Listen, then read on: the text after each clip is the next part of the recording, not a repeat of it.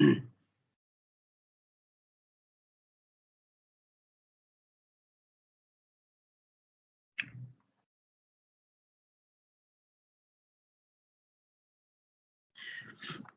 morning, everyone, and welcome back to the course of DHSM 3205. Last class, we were discussing the advantages and disadvantages of active sensors. And we realized that they have quite good advantages over the passive sensors.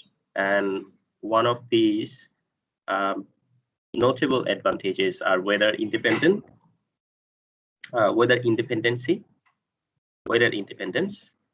sunlight independence, and also they can give information on various vegetation and soil conditions.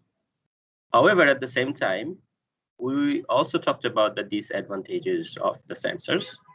And in the disadvantages part, we found that the pulse power could be interfered or influenced by the natural phenomenon when they are coming in or falling onto the surface of Earth, or they could be again get influenced or interfered when they were leaving the surface of Earth.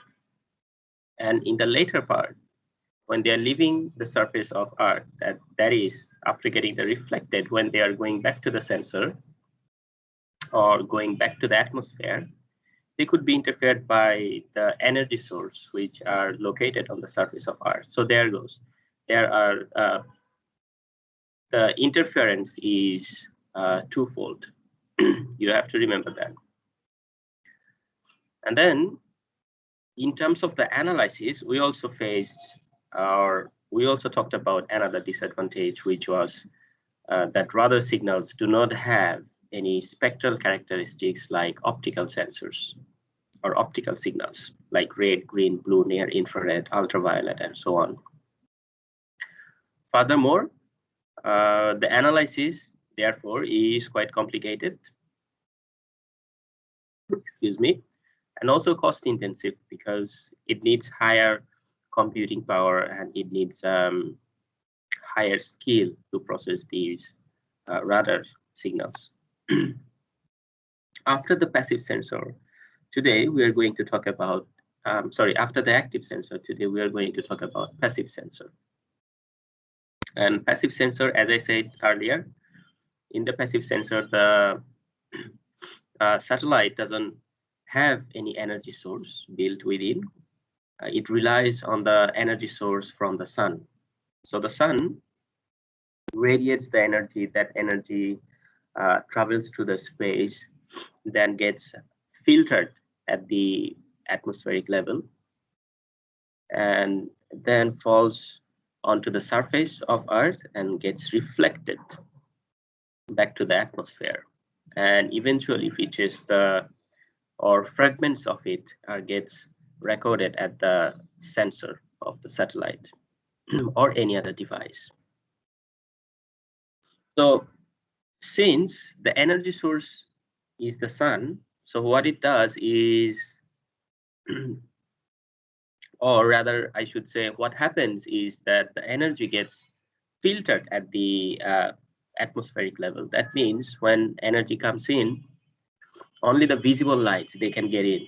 So other longer wavelengths, they get filtered out or reflected. For example, at the high infrared level, that is the temperature level. So all these lights, they get reflected by the ozone layer and all other layers, including the magnetic fields, the Earth's magnetic fields. So only the visible layers, they are getting in. And then some of the wavelengths which are even smaller than visible layers, for example, UV, ultraviolet. So they get in to the atmosphere of Earth. So it travels through the atmosphere and reaches the surface of Earth. And then what happens? So the surface of Earth, it receives those wavelengths or that energy, and then it reflects some of it. Excuse me. And when the reflectance happens, there goes another change in the wavelengths, because we know if one energy comes in, And if it's if the energy comes in amount X, and then it gets bumped into an object which can absorb some of this energy, and then that object reflects an amount of energy, which is Y. In that case, obviously Y is smaller than X. Does it make sense to you? Yes, sir. Okay, how about the rest of the class?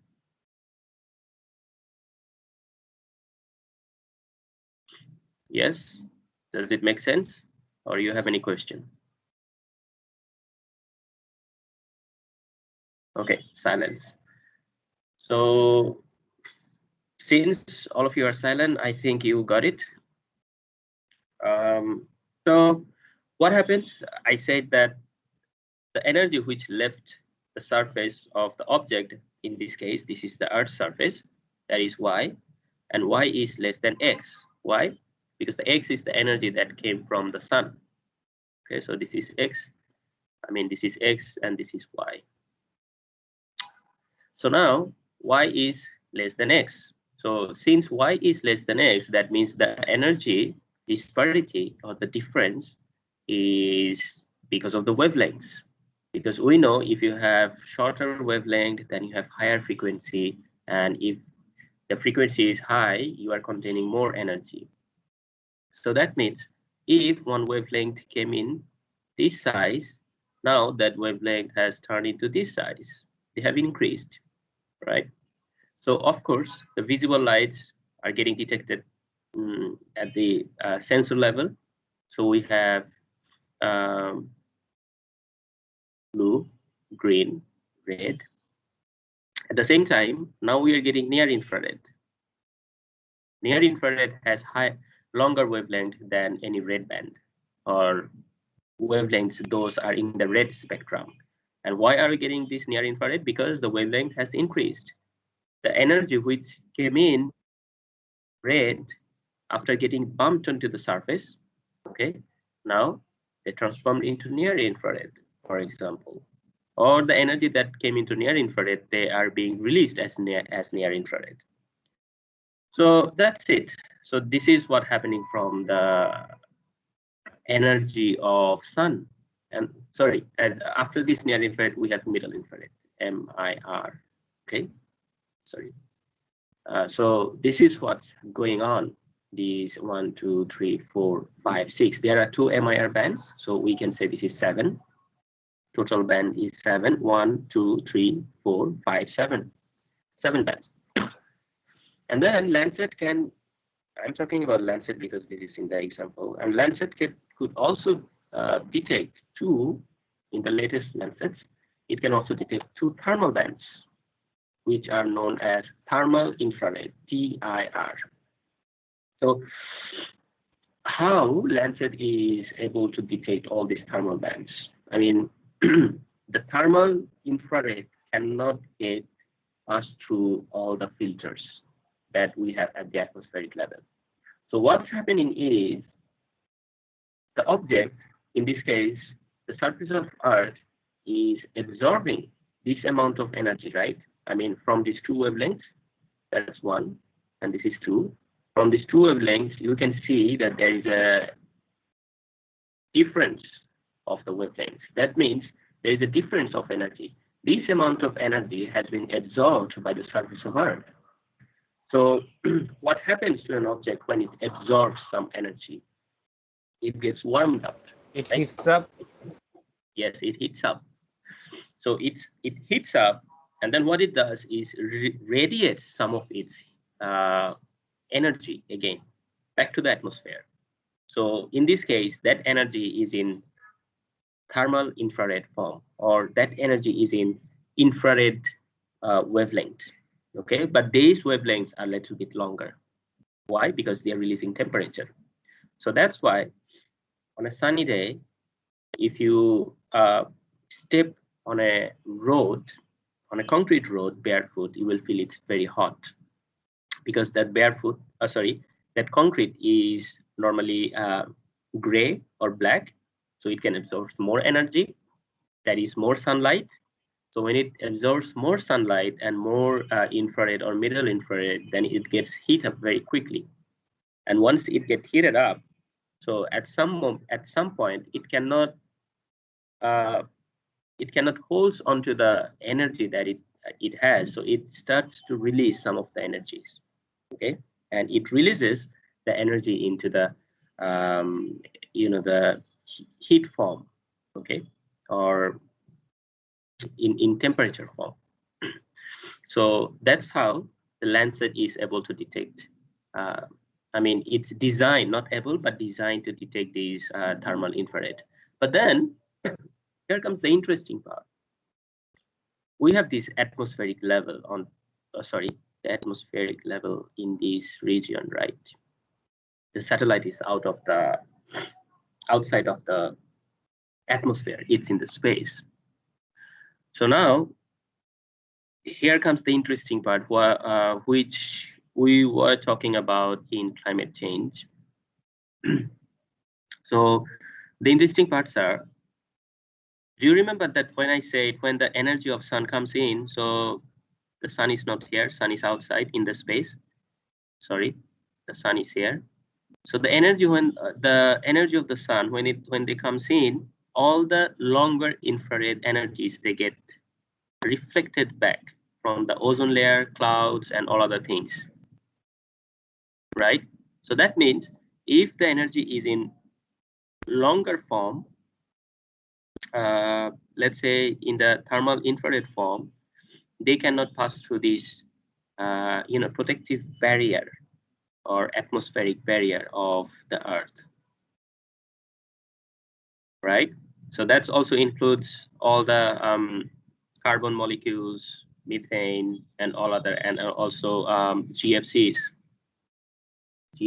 greenhouse gases, GHGs, right? GHGs.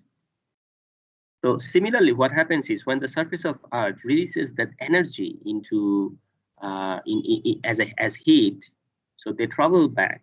I mean, they travel back to the atmosphere, or they travel to the atmosphere. Sorry, not travel back, and they get absorbed by these carbon molecules and all other molecules or water vapors which can absorb the atmosphere. So most of the water vapors are located in the close to us. So these water vapors absorbs that energy, and we feel this humid temperature, or we feel this humidity around us, like we feel in the hot summer days in Bangladesh. And the left of the energy, it goes beyond these and then gets absorbed by the carbon and all other, like say, methane molecules. And that is what is greenhouse effect. Okay, but then some of the signals, they could skip, and then they could reach to the sensor of the satellite. But then the sensor of the excuse me, but then it's not really possible to measure the amount of energy that is getting released from the surface of Earth from 700 kilometers away, because this is 700 kilometers away. Okay, so how is it? How the Lancet is doing it then? Well, it has a complex mechanism. So in Lancet, in the sensor, or part of the Lancet sensor has an object built in, or a material built in, which is very close to any black body or pure black body surface. Do you know that it's not possible to have a pure black body surface unless it's a black hole, right? However, sir, yes. Can I just give one example? Okay. Of the black body and the other stuff? Sir, Yeah. what actually not Einstein, Newton actually, what actually Newton did during the outbreak of bubonic plague, he actually gave the theory of the spectrum. So what he did is he took a circle and he drew 7 colors in them, and then he rotated it. And after rotating it at such high speed, it became white. Mm-hmm. So it came into a conclusion that all the colors actually makes that white light, or the light consists of these 7 colors, and Mm-hmm. the theory of prism, like if you just enter one light source in one part of the prism, then another from another part of the prism, it will make 7 colors. So from that theory also, that it was proved that in this world there is no such thing which is black, and everything what we see is actually absorbs the light, what the color what we are seeing. If we see a green leaf, then that leaf is actually absorbing the green spectrum, and No, rest no, of the no, no, not spectrum are really. actually It's getting emitted. So right. You did a little mistake here. So when you see green light, that means all other colors are getting absorbed other than green color, sorry, I green said it spectrum. reverse. Yeah. Sorry, I said it reverse. I said it reverse. So from there, that theory of that black thing was actually discovered. In this world, there are some colors which are near about almost black, which can absorb light, but it cannot absorb 100% of the light. Like there are some colors you cannot actually, there is maybe one in a German company has developed this one kind of metal sheet which can absorb near about 80% of the light, and it looks like quite like unrealistic when you see it in the picture. Like you cannot almost go for 100% light absorb, yeah, like any surface cannot absorb 100% light. And sir, regarding black hole, there was a theory that the black holes don't have any end, but black holes do have an end. That's also another part, that is black hole almost black or not? Right. So I do not know whether the black hole is black or not. But what I know is black hole absorbs the energy and it does not it does not reflect the energy. So that's how it's unusual phenomena, unlike any surface or unlike any object, right? And that's one of the reasons why mapping black hole was really difficult, because to map out anything you have to see things, right? You have to take a photo of it, and then how can you map any void? So a black hole is a massive void. I mean, everything is going in, nothing is coming out. So yeah, but that's a discussion of a physics class, and I'm not a physicist. So if I say things, I might give you a wrong information. So I'm not going to talk about black hole. But the interesting part is that in this satellite, in the sensor, they have some surface which is almost like black hole, almost like a black body. All right, so it can detect, and then it can detect the signal, and it can estimate what is the temperature at the surface of Earth. Okay, it's maybe not that 100% accurate. It will not be just precisely as much as any in situ measurement. So do you know what is in situ measurement? Next year you will be doing your project by this time, and in your this time you will be going through multiple literatures to complete that project. And in these literatures you will see in situ measurement. So in situ measurements are the measurements that you take on the site, okay, in your study area. So anyway, that's how Landsat measures different signals. It takes count of the multiple bands: blue, green, red, near infrared, 2 middle infrareds, and then 2 thermal infrareds. Okay, so this is the characteristics of the sensor, which can detect these multiple spectral bands. These are called spectral bands, okay? And it's detecting these multiple spectral bands. So these characteristics made it as multispectral sensor. And the image that we get from these satellites are known as multispectral images.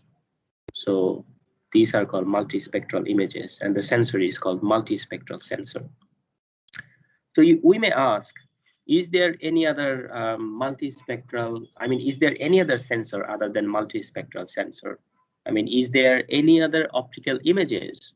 If we say it in other way, if we say it from the images perspective, is there any image which are not multispectral image, maybe more or less?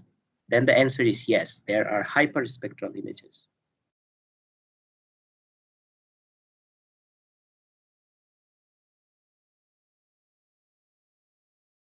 TRAL. So hyperspectral images.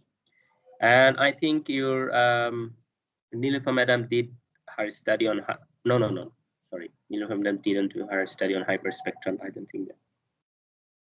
So hyperspectral imagery, and what's the difference between multispectral and hyperspectral? So in Landsat, we have seen that it's taking how many bands? It's taking 7, excuse me. It's taking 7 bands. Let's say this is the space of the wavelengths. So let's, for example, this one is Landsat 4. So Landsat 4 starts with 0.4 micrometer and then goes up to maybe 1 micrometer. Okay, so in this 0.4, it has red, green, blue, right, near infrared, middle infrared 1, middle infrared 2, and the thermal band. So it has 1, 2, 3, 4, 5, 6, 7, right? So it has this in the range of 0.6 micrometer, because if you minus 0.4 from 1, you have 0.6 micrometer. Within this short range, you have these 7, it has these 7 bands, right? It could be 1 or it could be 100 micrometer. I'm not really sure at this moment. So within the short range, it could be a 0.6 or more than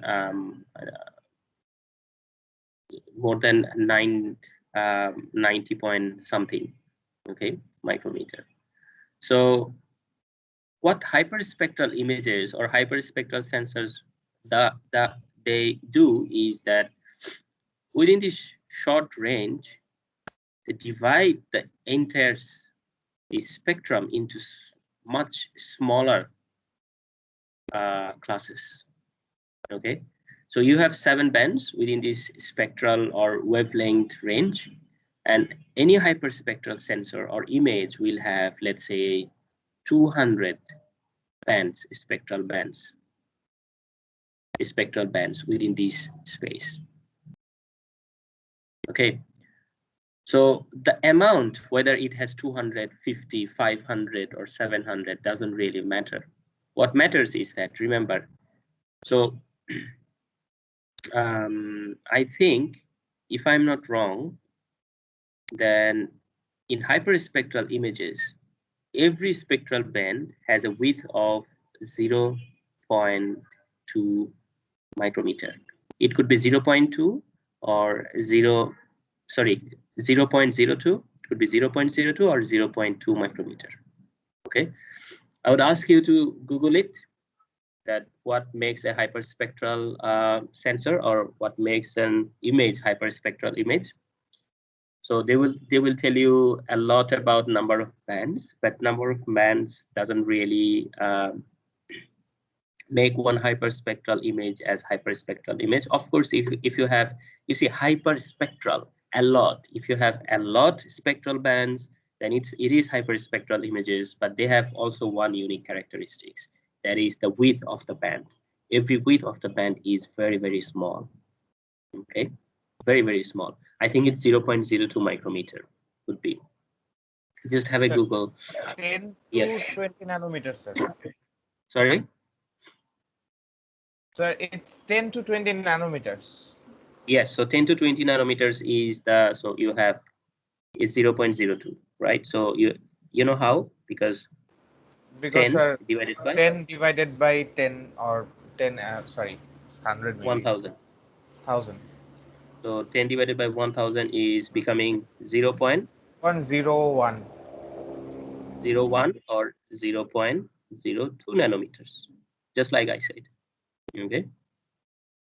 So to be under the maximum range, this is 0.02 nanometer. But if you want to be more precise, they could be 0.1 nanometer as well. Okay.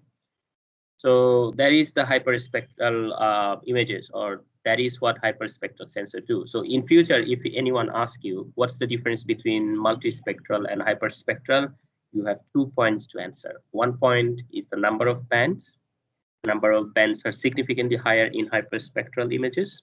Second one is the width of each band. All right. In the simply, sir, is the spectral resolution which is higher. Yes, of course. Spectral. That is what I was talking about. Number of bands, but the spectral resolution not necessarily talks about the width of bands. So point one is the spectral resolution, but since the class is still haven't talked about the spectral resolution, that's why I'm not talking about the spectral resolution yet. Okay, I'm only talking about the number of bands. We'll come to that. So now, when we were talking about, we were trying to understand the types or classes of remote sensing based on the sensor. And then we said there are active sensor and passive sensor. And then these remote sensing is also can be categorized using the framing systems. Okay, that means how this sensor behaves. So far, the active sensor and passive sensor, in that sensory perspective, we were talking about where is the energy source, okay, where the energy is coming from. That was the question. We were looking from the sensor's perspective. Okay, we are talking about the sensor, but then we are actually talking about where is the energy source, where is the sun, where is the microwave energy, or where is the laser energy. Is it originating from sun, or is it originating from somewhere else, for example the satellite itself. Okay, and the next category or next perspective that we can think about is how these sensors are actually detecting things from the surface of Earth. Are these sensors are moving on the satellite? Are they wobbling on the satellite? Okay, wobble মানে বুঝো তো, wobble. তুমি ছোট থাকতে চেয়ারে বসে পেছন দিকে হেলান দিতা না, তারপরে এভাবে গেলে মানে এটাকে নাচাতা, বড়রা বলতো চেয়ারের পায়া ভেঙে যাবে, ডোন্ট ডু দ্যাট, পড়ে যাবা, ব্যথা পাবা। তো that thing is called wobbling। অথবা লাঠিম যখন মারো তখন লাঠিম এরকম করে স্থির থাকে না, ইট wobbles। ওকে, পড়ে যাবে মনে হচ্ছে, that one is called wobbles। So how does this sensor is detecting or collecting signals or reflectance from the surface of Earth? Okay, so based on these, we have two basic types that we can divide the remote sensing system. One is the framing system, another one is scanning system. So framing system is just like camera. It takes photo, okay, takes one photo, takes the next photo, then it takes the next photo. Okay, so for example, before we have this panorama view built in our cameras, do you know how the panorama photos were used to make? Sir, they had a particular special a tripod, or it could be a quadpod. So it had particular actually it had a scale in the camera. No, you are talking about the sensor. It's more like I'm talking about even more primitive things, more basic things. No, sir, I'm talking about the camera actually. The panoramic images, how they're taken in the camera. That is what I'm saying. You are talking about camera, but I'm talking about more basic technique. So in like early days, they took the images and they actually merged the images on the basis of things. Like, sir, exactly. If you are taking a panorama image, then you are going to take some images from particular area, like particular place, and then you are going to merge on the basis of that object. suppose sir, you have a dog which is actually sleeping. So one image has a part of the dog, another image has that part, and also the dog, and the other part of the dog. So what you are going to do is you are going to just merge that body of the dog with that previous image. So you got one image merged together perfectly. So from this one object to another, one object to another, it actually defines the object. But you have to define the object in the primitive measures, but now it's AI. It's quite different. So that's how the image is actually made. Exactly. So if you see my example, you will see I have these 4 photos glued together, right? One photo number 1, 2, 3, and 4. I have these 4 photos glued together. So that is what they do, and still many photographers, they do it. If you know Hassan Chandan, famous photographer in our country.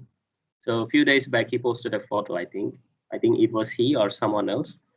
He posted a photo where he did a panoramic view of Dhanmondi Lake when there was a lot of rain going on. Okay, and it was the banks of the lake were overflowing. And how he did it was he took multiple photos and then he glued them together.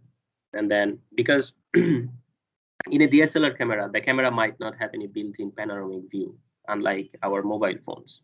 Okay, so what he did was he glued these 4 pictures or multiple pictures together, and then he took the common areas. For example, this one.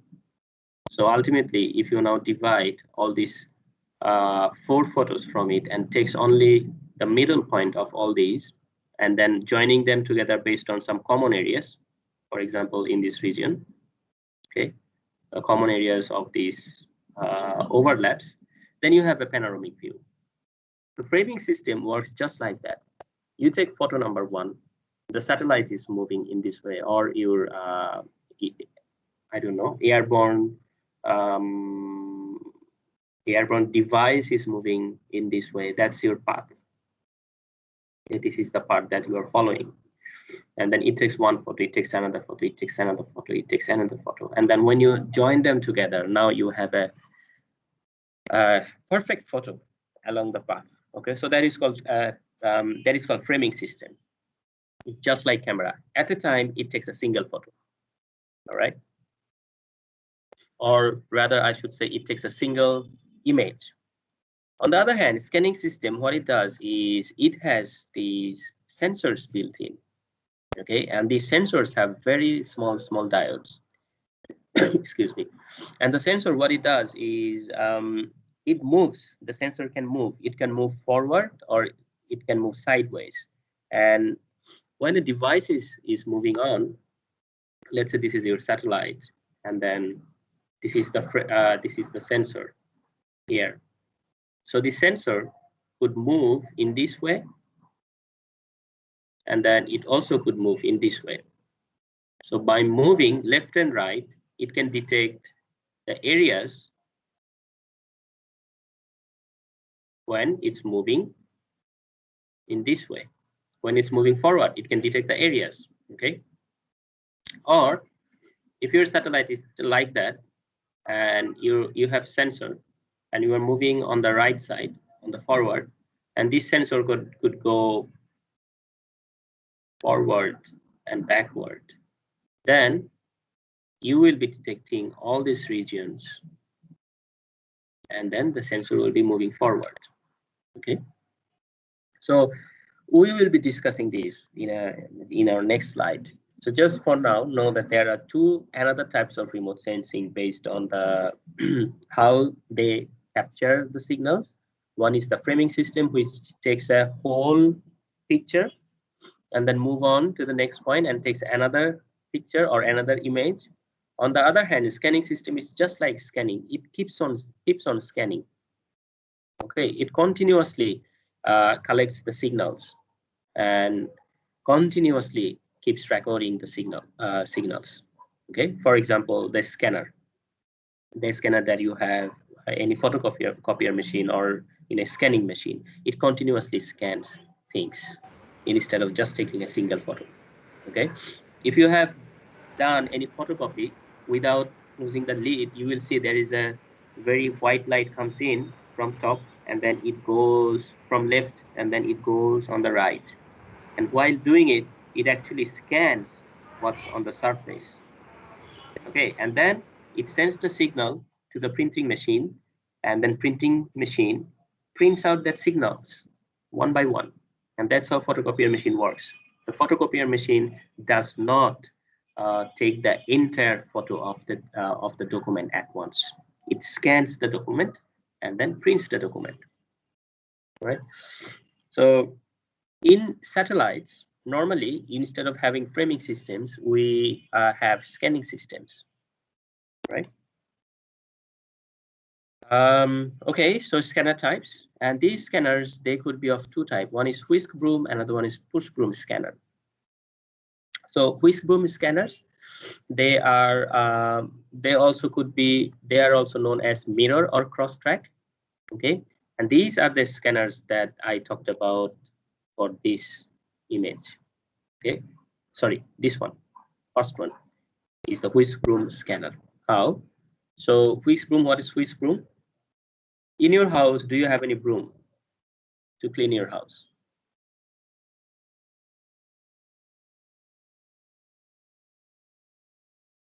No one has a broom at their house?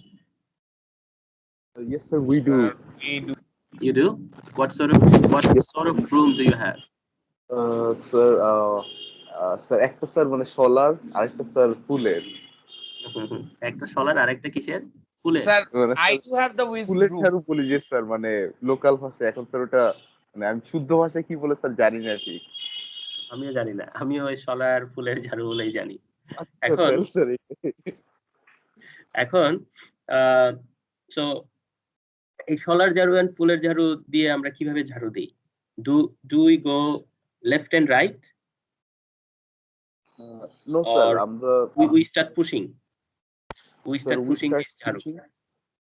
Yeah, pushing seriously. Pushing মানে বুঝছো তো, তুমি সামনে ঠেলা দিচ্ছ, just like vacuum cleaner. In vacuum cleaner, you do not go left and right. You go forward and backward, forward and backward. আচ্ছা তাহলে sir আমরা স্যার মানে left to right. Different, right? Left right এ যাই আমরা। তো ফুলের ঝাড়ু বা সোলার ঝাড়ুতে আমরা কি করি? লেফট রাইট এ হাত ডানে বামে মুভ করে তারপরে আমরা যেতে থাকি। So that is what whisk broom does. Okay. In whisk broom, if you see on this right image, you have this cell, and this cell goes in this direction, and then it comes in this direction, and then goes something like that. Okay, or sometimes it simply goes on in a single direction. For example, in here, it only goes on, if this is our left, if this is right, it goes only from left to right, then comes back, sits to the next line, and goes left to right, comes back, goes left to right, comes back, goes left to right, just like your fuller jharu or solar jharu. But then, so these are the, jharus in abroad. Okay, they look like this. Their fuller jharu looks like this, not unlike ours. But then, have you seen any broom like this?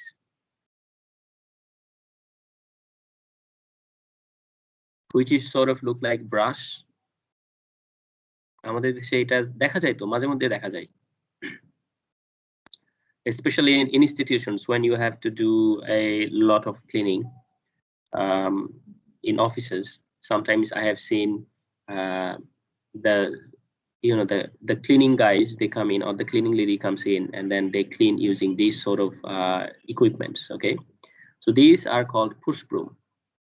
If you go abroad and if you want to buy broom, you will be asked whether you want to buy whisk broom or push broom. Okay, so in our country, I will give you just example from the vacuum cleaner. In vacuum cleaner, what do? We do the similar thing. The vacuum nozzle or the head, it goes forward and we pull it towards us. That means comes backward, then forward and backward. Okay. So Lancet uses this whisk broom scanner. It takes left to right, left to right, left to right, and left to right signals. Okay. And when it does, it has this, you see the angular field of view now, FOV. Okay, so there are nadir points, and this is the instantaneous field of view. Now, if you can see, this instantaneous field of view is causing this ground resolution cell. Okay, and this is the direction of travel. You see, and here is the rotating mirror. It's rotating. It's rotating the sensor, and that's how sensor is actually getting the signal from the ground. So after rotation, it's sending all the signals here, and the detector is getting, it's recording the informations. So the nadir point could be, it could have nadir point at its swath. This is called swath. This one is called swath width. Okay, this entire thing is called path or swath.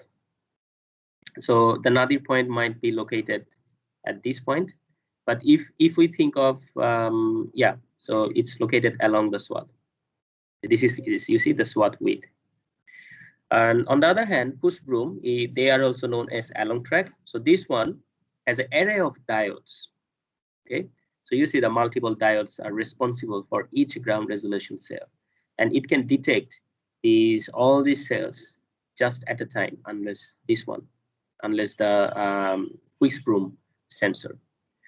So what it does is the aircraft moves forward, or the satellite moves forward, and it takes this one, just keep going on forward. So eventually what it's doing is it's scanning all these lines, okay, when the satellite or the device is moving forward. So they are quite good example would be SPOT. Okay, so SPOT is a French satellite. SPOT is a French satellite, and it uses this push broom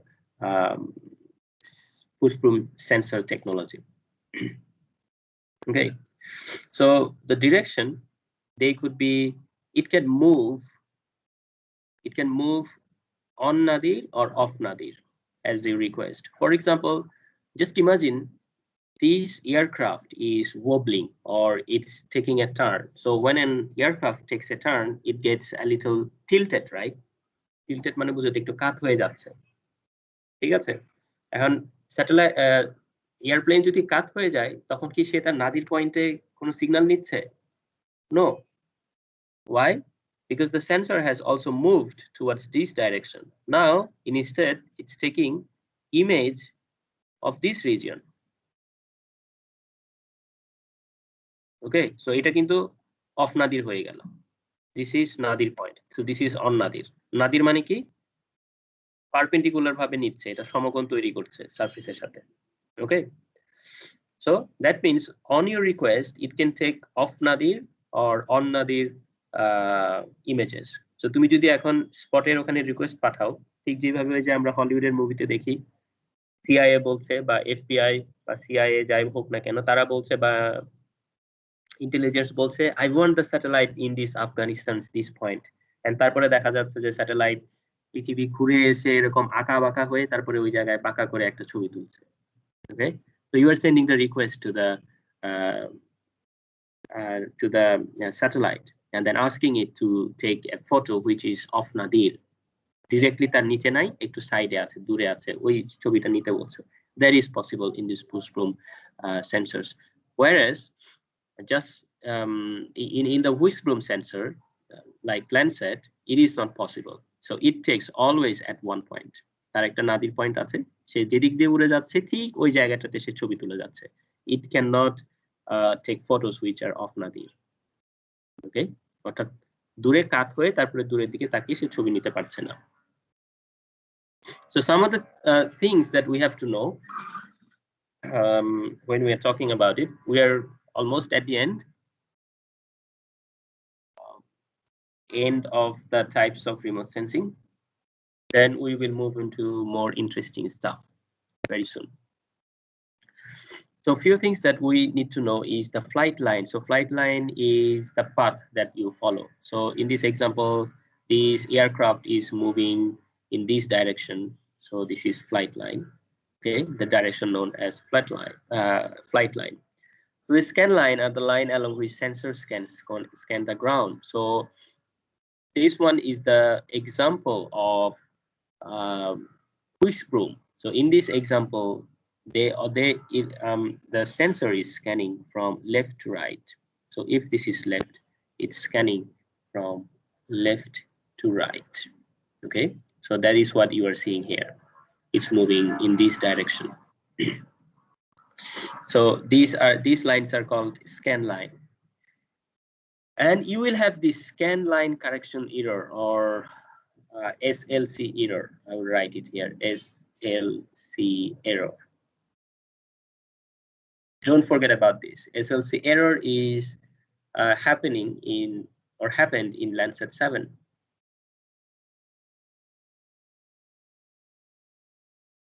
Landsat 7. So in 2003, the sensor started malfunctioning. So it wasn't possible to fix that malfunction. As a result, if we look into this,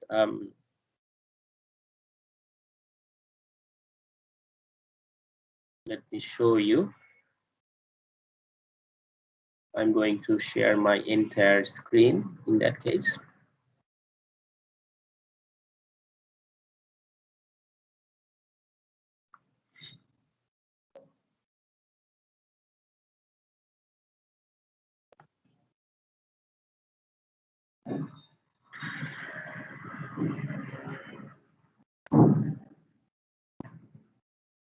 Yes, so if you can see, this is image, and because of this SLC error, okay, scan line error, what happens is it misses the pixels along some lines. So this is the Landsat 7 image, and you see these black lines, the pixels are missing. Okay, the signals were not taken along these pixels or along these lines, I would say.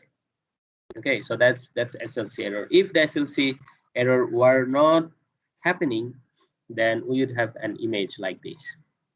Okay, clean and very nice. So that's SLC error, and it's happening because of the problem in the scan line.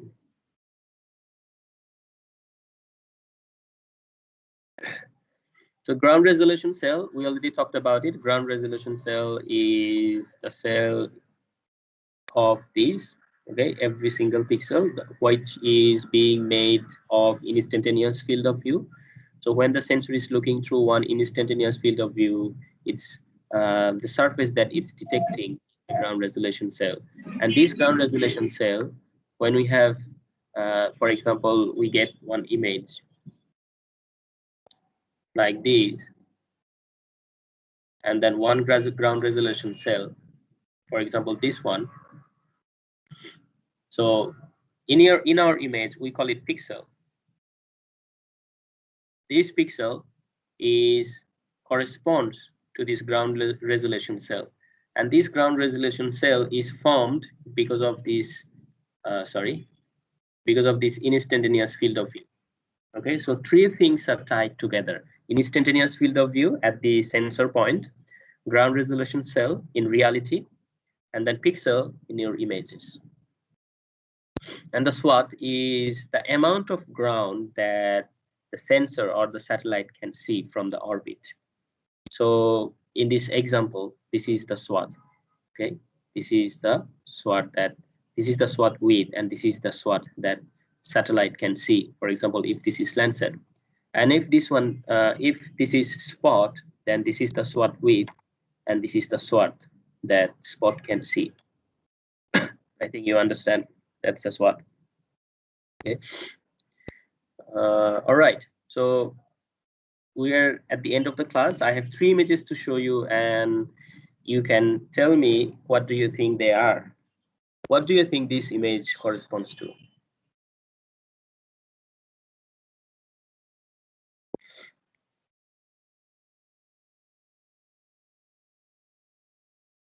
Yes, anyone? What do you think this is?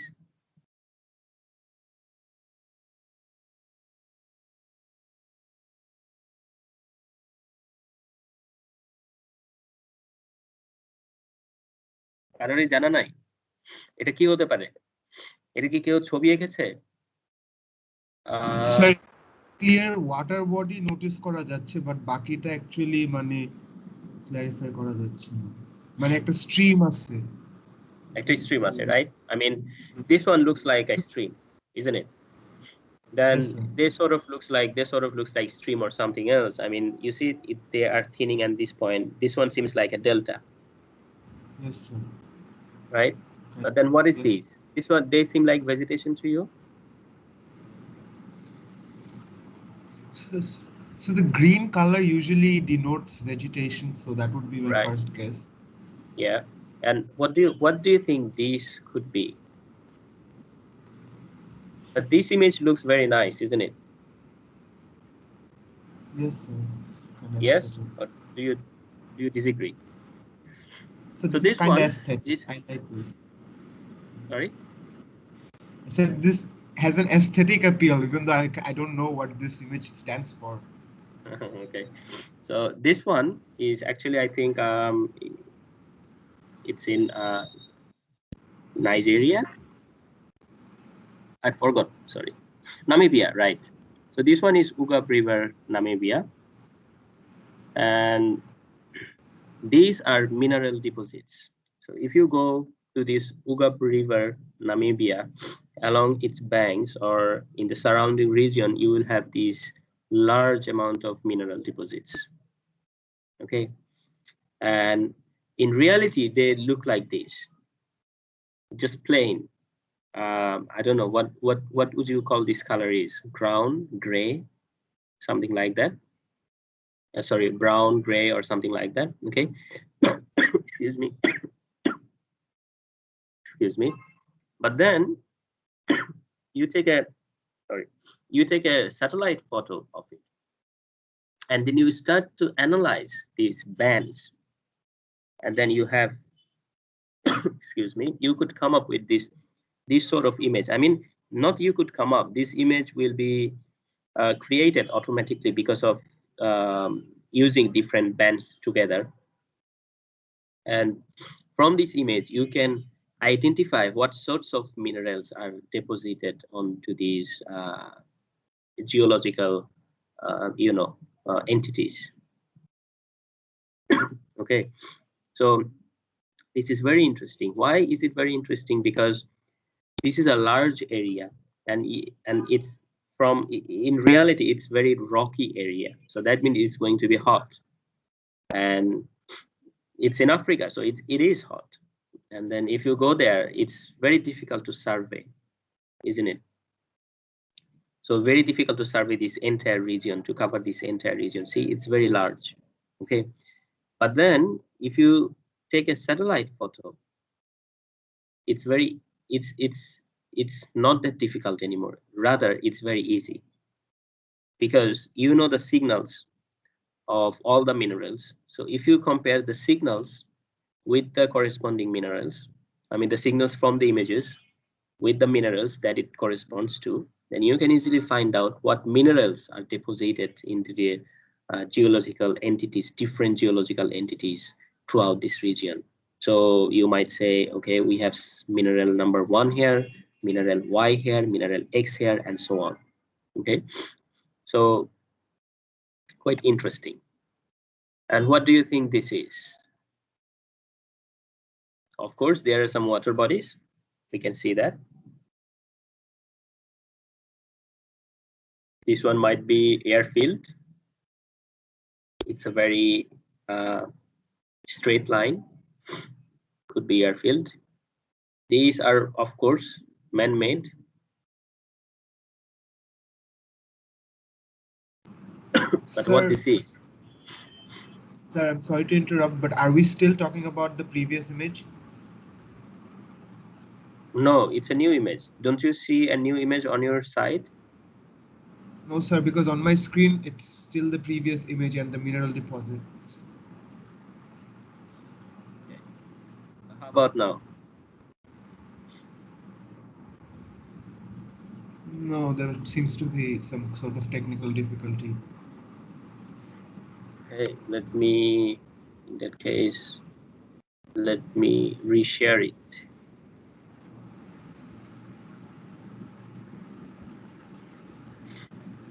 It could be because of the network connection, because you know, after damaging that submarine cable, now I'm having a little bit problem with the internet connection. Understandable. So now we have an image. So what do you think this is? And when you are looking into it, I will tell you one interesting fact is that do you know everything in nature is of irregular shapes? So when you are looking into any satellite image, when you see a regular pattern or regular shape, you have to know that that one is man-made. That is not natural. For example, a house is rectangular or square or sometimes a little bit round. Okay, so in nature, it's very difficult to find anything which is square or rectangular. If you find anything which is square or rectangular, I mean, from your bird eye view, so bird eye view মানে তুমি উপরে গিয়ে পাখির মতো করে দেখছো, নিচে তাকাচ্ছো. If you find anything which is created naturally, and that one has a shape of square or rectangular or even triangular, let me know. Okay, because there is none, or there is hardly any pure circular shape. Okay, so I think that's a good tip for you guys to find out whether the things are natural or man-made. So in future, whenever you will be working with remote sensing data, whenever you will see such pattern, you can straight away you can say that, all right, this is man-made, or this is artificial, this is not natural.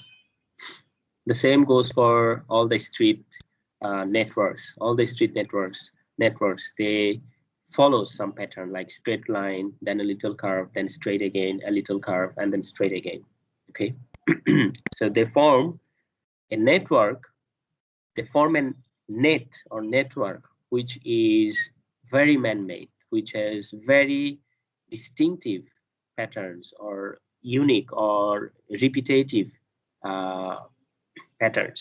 Okay, but at the same time, if you look into, or if you are looking at a leaf মানে গাছের পাতার কথা বলছি. Okay, so this leaf has lots of veins, right? Going from the main vein, then there are lots of you know, sub vein, then these veins are again divided into multiple veins, but these veins, they follow a natural pattern that is not regular. Okay, তারা এটাকে repeat করছে না. Same is with your fingerprints. These fingerprints, they do not repeat the same pattern. Okay, they are different from each other. But man-made patterns, they are always repetitive. They are same.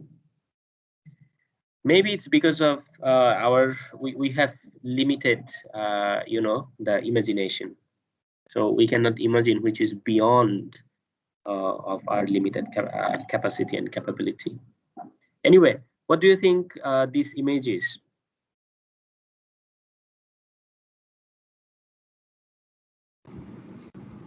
Could this be a desert, a settlement in the middle of a desert? Yes, this is settlement. Of course, these are settlements, and this is desert, right? They could be settlement because we have these lots of street networks, and they could be houses. This could be this is maybe water bodies. Okay, but then what are these things? What are these things? I mean, all these white patches, they could be maybe rocks or mineral deposits. Could be, right? Yes. So let's see what this is. Do you see these things? These are large solar panels. So this is the world's largest solar panels in the world. I mean, not the largest solar panels, but the field. Okay, it's located in China. However, India and USA is working on a larger, to build another larger solar field. Yes, so this might become second or third very soon. And what do you think this is?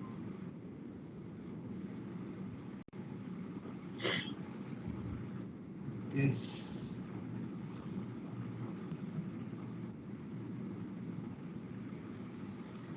Just. Okay, I will ask you one by one. What do you think this top right side corner has? Right side corner. Top right side corner. A lot of houses. A lot of houses. So these are maybe urban area, right? Yes, sir. And what are It's very these on the top left corner has? top left corner. I mean, here are also some patches of urban area along the river. This is a river, we can understand.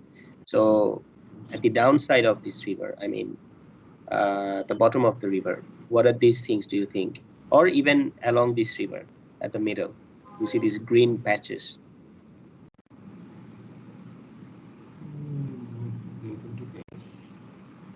Could they be agricultural land? Yeah, they could be farmlands. So rural Yes, area. Suburbs. Yes, so this area is a rural area for sure because the urban area is not large. Okay, so these are agricultural land. How about these on the right side? These green, very green Sir, things. forestry. So They could be this forest land. definitely looks like forest cover. Forest land. How about these on the top left corner?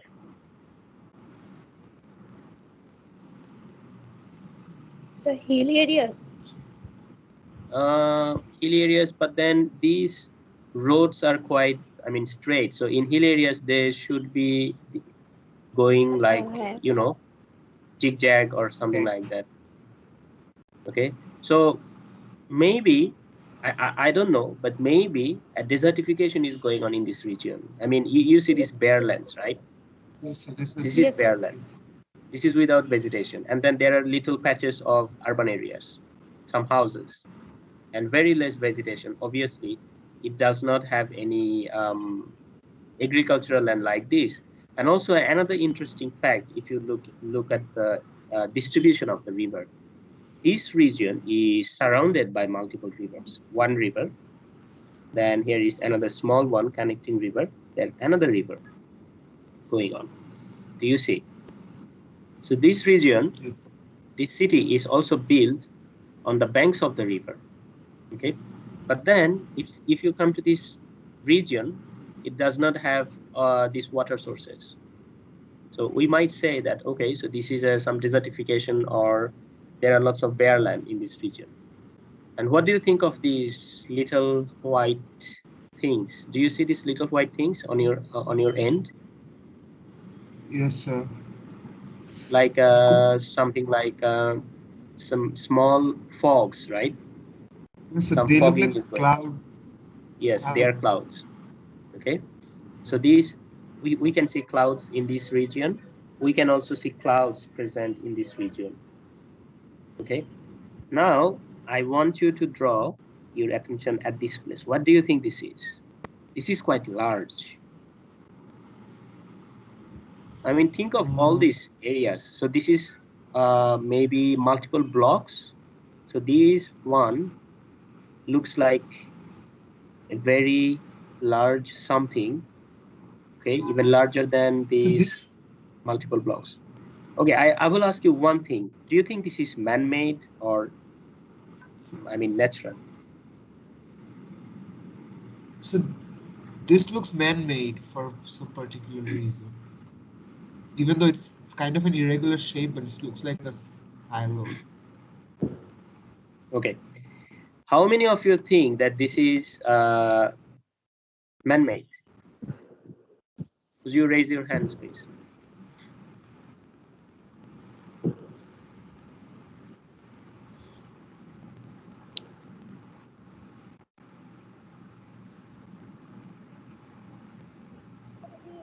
Okay, so 7 students think that this is man-made. 8 now, time's up. Okay. We are not taking any more votes. Time's up. And now, how many, please lower your hands. And how many of you think that this is natural?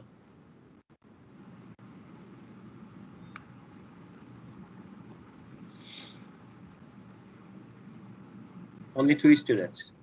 Okay. Now, any more votes? Okay, we close the voting. And rest doesn't have any comments, which is very bad. You should have opinions by now because you are adult and then you are studying in 3rd year. So you should have your own opinions about all things, everything. Okay, politics, economy, this picture, okay, everything. So this is actually natural. Okay, this one is natural. However, there are some humans, they created some boundary around it. Do you see the view which has now, I mean, the zoomed in view?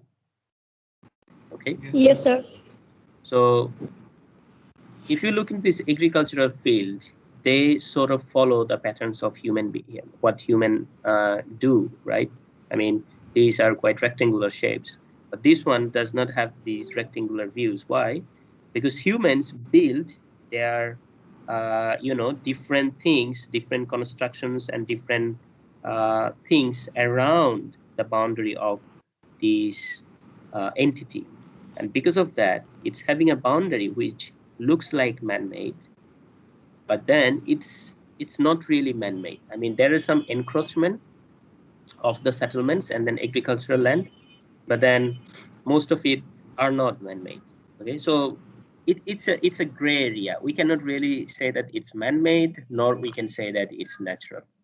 Okay, but okay. So now, since you are having this zoomed in view, what do you think this is? I mean, it has a, I mean, this sort of look like an eye from Cyclone. Then we have this very white or gray thing, which looks like clay.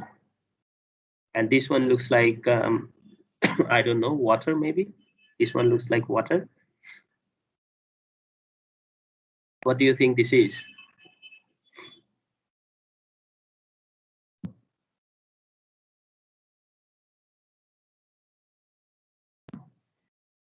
No idea? Okay. So what are the odds of this being a brick field? I don't know. I'm just taking a guess. I think this is a brick field. No, probably not. Sorry, say it again. I was saying it might be a brick field for brick production. Oh, okay. No, it's not. It's not. Okay, so for becoming it into brick field, you would have some regular shapes going on around it. Okay, যেমন ধরো, when you are storing bricks, then they create some regular shapes. For example, you would have some rectangular shapes or linear shapes. Okay, so this one is actually it's a mud flow located in Indonesia, and this is the vent, and the very warm muds, liquid muds are coming out from this vent, just like a volcano. And these are the new mud flowing around it, and this is the old mud. Okay, so the mud flow, they became old, they became more stabilized, and they look like mud. And the new ones, they are more, you know, sort of dirty, they are more raw. Okay, so that's why they have these sorts of color. And this is, of course, the water bodies, and this is the water body as well. So it's very interesting. So yeah, you can have a look at the written description. Okay, I included about these as well. So this is the actual picture, and see how big the area is. Okay, and this is the vent, and you see the smokes coming out from the vent. So the muds are coming out through this, I don't know, this hole, and the new muds are flowing, and we have these deposits of the old mud, which is dry now on this side. Okay, do you know that people actually take bath in this mud? Sir কিভাবে মানে মাঠের মধ্যে বাত কিভাবে নিবে? আচ্ছা, আমি কি তোমাদের সাথে আমার ডিসপ্লে শেয়ার করি নাই? এখন দেখা যাচ্ছে না কিছু। এখন তো দেখা যাচ্ছে না। একটু আগে দেখা যাচ্ছিল। জি স্যার।